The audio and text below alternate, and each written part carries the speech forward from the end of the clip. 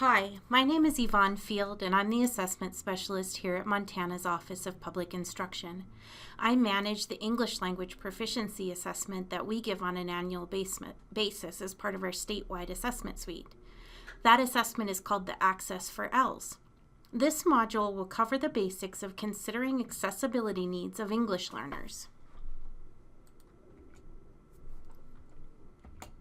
By the end of this module, learners will be able to describe characteristics of English learners, describe the differences between scaffolding and differentiation, understand how the WIDA proficiency levels relate to adapting lessons for English learners, describe the process for adapting lessons for English learners, and understand how to evaluate instructional and assessment resources from the viewpoint of English learner support. It is difficult to define English language learners as a group, other than to say that they are students who currently lack the academic English language proficiency to be successful in school. English learners speak dialects of English as well as other languages. ELs speak dialects of English as well as languages other than English. They come from every socioeconomic class in American society. They may or may not be literate in their home primary language, or have received any formal schooling upon enrollment in a Montana district. They may be born in the United States or internationally. English learners in Montana include American Indian children who are impacted by the heritage language of their family and/or community, such as Crow or Blackfeet. Hutterite children who learn German as their first language, American-born children of immigrants who learn their native language in the home from their parents or guardians, children who come to the United States with their parents or alone. This can be as immigrants, as children of international professors and students at the university level, as migrant workers, or as international exchange students and refugees. And finally, children who are adopted internationally by American parents. This chart of the distribution of languages that impact Montana's English learners shows that the largest group is by far the American Indian student population at 69%. This number has decreased over the past few years from almost 80% 3 years ago. Our next largest group are students from the Hutterite colonies who speak a dialect of German. The next largest group are Spanish speakers, which is actually the language of impact that is the largest group on a national level. The remaining are 2% for Russian speakers, 3% Asian and Southeast Asian languages, and 4% other. I think it's important to point out that there are some special characteristics of American Indian English learners that are often not understood. So even though a student may not speak the heritage language in the home, a student may have grown up in an environment in which the syntax, rhetorical style, and sociolinguistic patterns of the heritage language may have had a significant impact on the student's level of proficiency in English in order to succeed in the classroom. If the home language survey or language questions on the enrollment form indicate that English is spoken in the home, that doesn't necessarily mean that that student's not an English learner. So if a teacher does notice that a student might have a language barrier, they can go ahead and screen that student as an English learner. Now let's dig into the WIDA Access for ELS test data and how to use proficiency levels to differentiate instruction and identify scaffolds and supports for English learners. English learners are required to take an annual progress monitoring assessment of English language proficiency. Here in Montana, we are part of the WIDA consortium, which provides our assessment. It's called, again, the Access for ELS. It assesses academic English in the areas on this chart. So social and instructional language, the language of language arts, the language of mathematics, the language of science, and the language of social studies.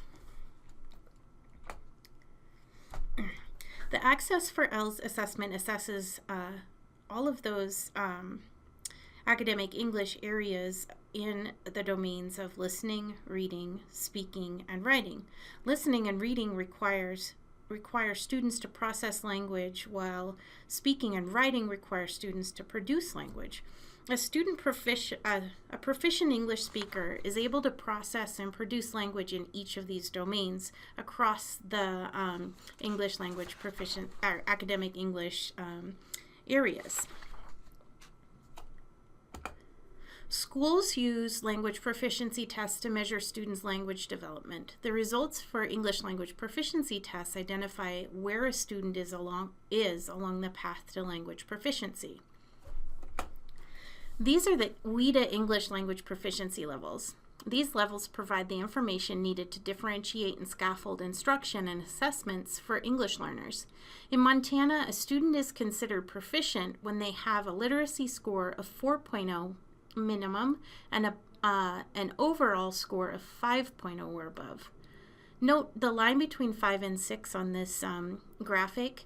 A proficiency level of 6 is a person whose first language is in English. So for English learners, we see a range from 1 to 5.9. Level 1 students are generally English learners whose first language is not English. Students in the lower proficiency levels need more scaffolding and supports than students at the higher levels. But students progress more quickly through the lower levels. Progress slows in the upper levels because the breadth and depth of the academic language increases.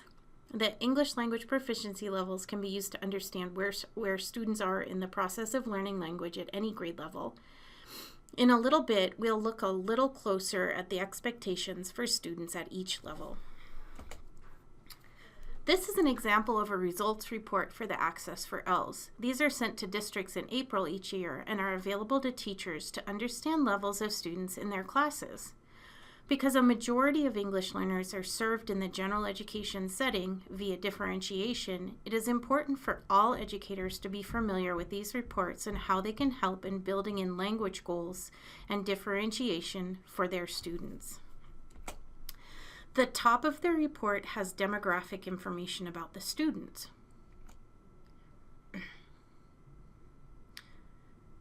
The student's English language proficiency level is identified for each language domain. There are composite scores for proficiency levels as well. Oral language is a combination of listening and speaking. Literacy is a combination of reading and writing. In Montana, we use this score as part of our proficiency criteria. The comprehension score is a combo of reading and listening. The overall score is a combination of all the domains, and that is the other, the overall score is the other score that we look at for proficiency. So note that reading and writing are weighted more heavily in the composite scores. This is because we know that a student who is proficient in reading and writing is most indicative of a proficient English learner. This is based on data that shows a correlation between proficiency on the Smarter Balance test in ELA and mathematics and students who score proficient on the English language proficiency test. The student scale scores are also reported for each domain and composite. The raw score is translated to a scale score, which is then converted to proficiency levels.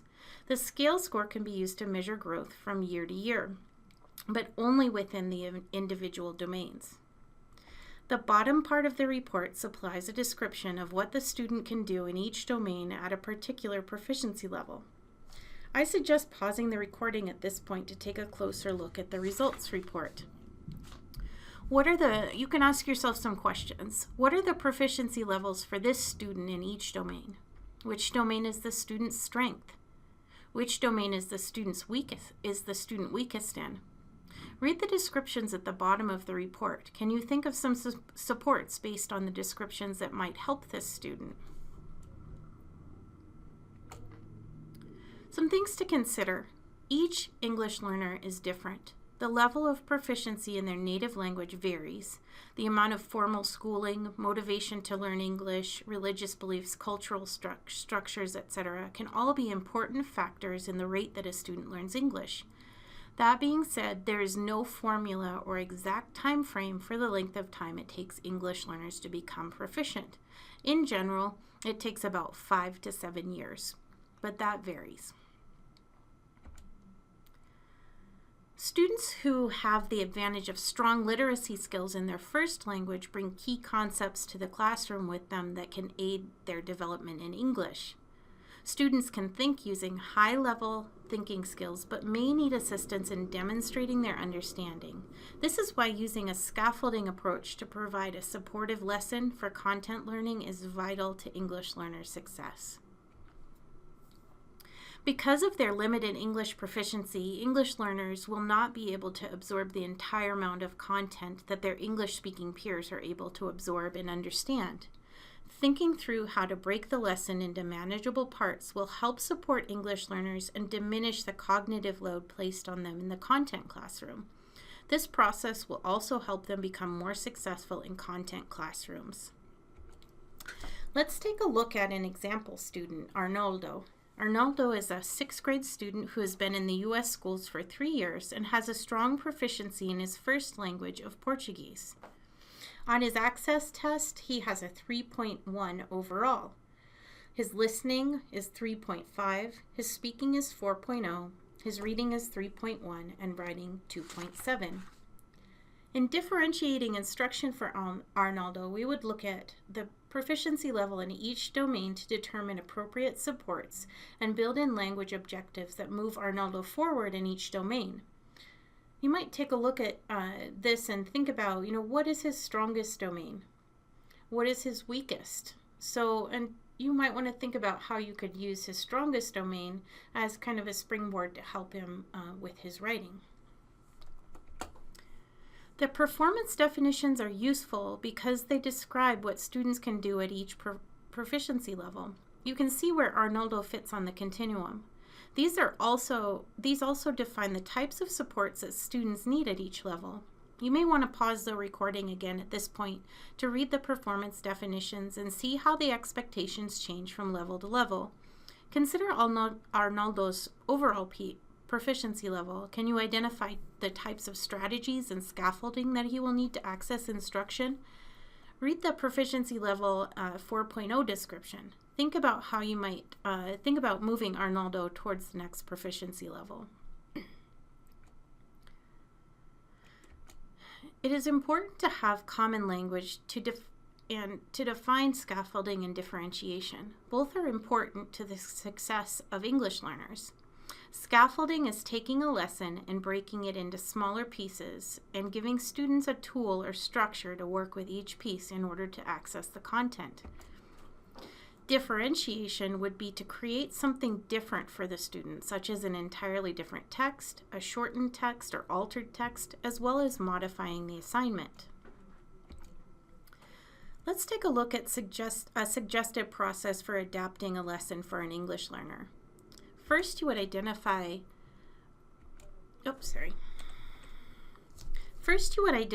student outcomes or learning objectives in the general education lesson. Second, you would determine grade level science standards related to the standard and learning objectives. And third, you would look to see what language the English learners need to process or produce. Remember, we went back to that. Listening and reading is the processing, and the speaking and writing is the production.